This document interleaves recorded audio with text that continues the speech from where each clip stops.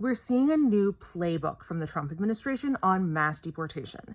Here's what's going on. So if you remember from LA over the summer, from Chicago a few weeks ago, now we're seeing it in Charlotte and other cities in North Carolina.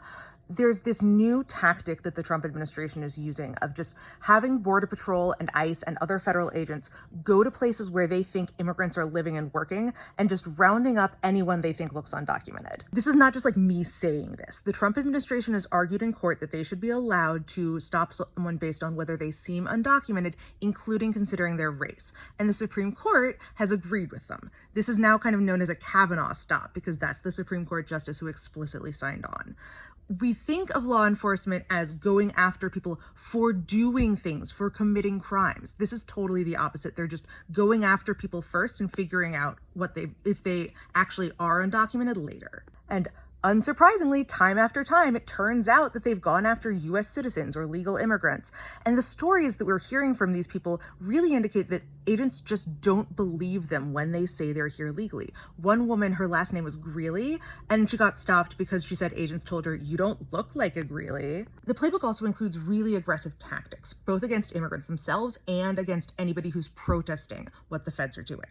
So, for example, in Chicago, Border Patrol raided an apartment building. They sent a bunch of helicopters and had agents rappelling down out of helicopters into the building. They've been throwing tear gas canisters, including in residential neighborhoods where kids are trying to go to school.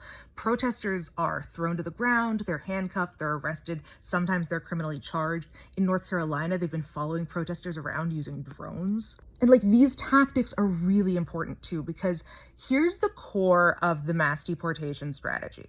They cannot arrest and deport 11 million people. They just can't, even with all the money and time in the world. And so what they're trying to do is terrorize people out of leaving their homes, out of going to work, out of going to school, and hoping that they'll just give up at some point and deport themselves. But it's really important to remember that even when you're seeing headlines in some of these places that have these really visible tactics, that's not the only place immigration enforcement is happening. ICE is being supplemented around the country by tens of thousands of feds from other agencies. Immigrants are being arrested in courthouses, at their green card appointments, at church. Anytime you see a headline of something really aggressive or confrontational, just take a moment to think about all of the other arrests that are going on behind the scenes.